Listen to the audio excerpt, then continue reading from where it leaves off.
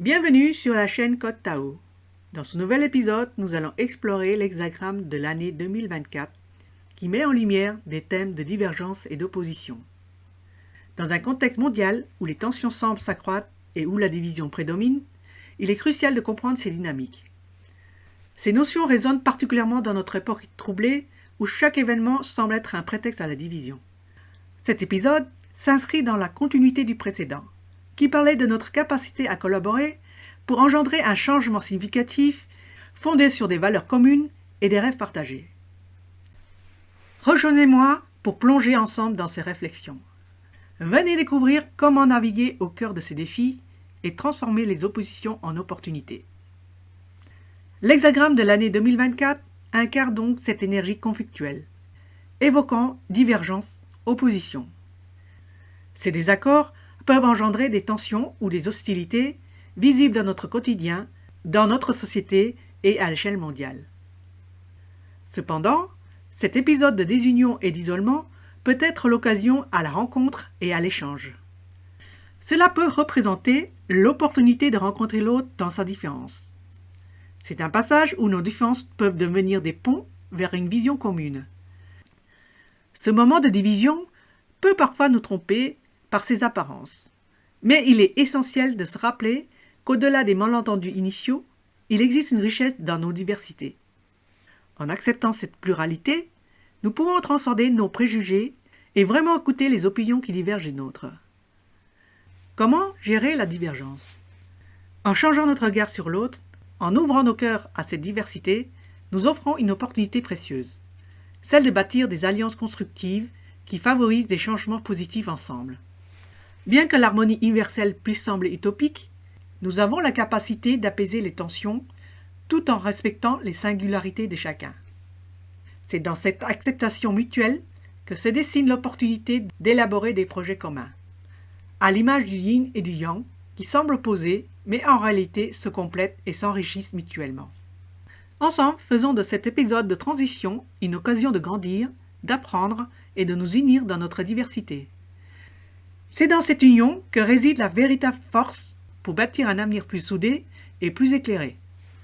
Dans cette période neuve de l'énergie du feu, accueillons cette lumière, même lorsqu'elle révèle des vérités difficiles, et transformons-la en force collective pour faire jaillir le changement dont notre monde a tant besoin. René Guénon, ce grand métaphysicien et ésotériste français, est véritablement visionnaire lorsqu'il a publié son œuvre emblématique « La crise du monde moderne » dans les années 20. Aujourd'hui, ces mots résonnent avec force et pertinence dans notre réalité et prennent tout leur sens. Il abordait déjà à cette époque la déconnexion grandissante entre notre vie spirituelle authentique et l'ultra-matérialisme qui nous entoure, avec ses dérives de la modernité et du progressisme. Ce constat ne peut que nous alerter. Dans un monde où l'obsession du quantitatif prend le pas sur le qualitatif, où les valeurs profondes sont balayées par la superficialité, nous risquons de perdre ce qui donne sens à notre vie. Pour René Guénon, l'histoire n'est pas linéaire, mais dans un processus cyclique, enraciné dans une dimension métaphysique. Dans cette période de crise actuelle, certains y voient des signes de l'apocalypse. Mais que signifie réellement ce terme? Étymologiquement, le terme apocalypse vient du grec et signifie révélation ou dévoilement.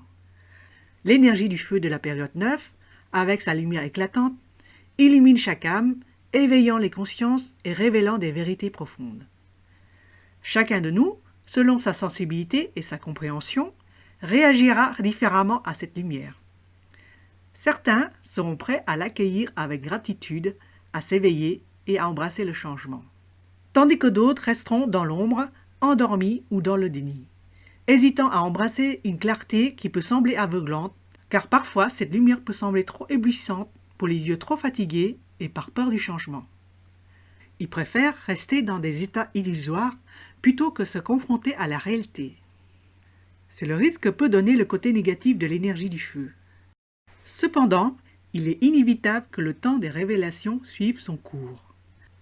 De l'obscurité jaillit la lumière, du passé émerge le nouveau. Du yin naît le yang. C'est un cycle naturel de transformation où chaque élément trouve sa place et sa signification. une danse entre les énergies qui se renouvellent.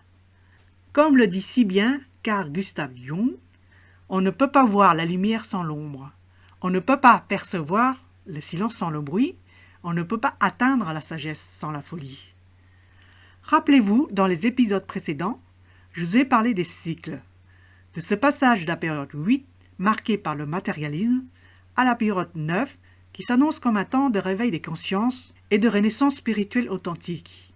Cette période est représentée par l'ascension du phénix, un symbole puissant de renaissance et de renouveau.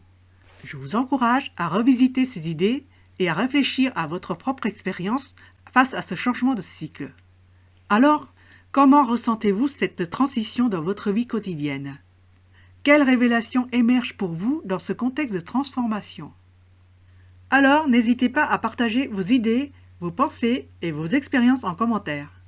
Ensemble, nous pouvons éclairer ce chemin de transformation pour un avenir plus constructif. À bientôt sur votre chemin!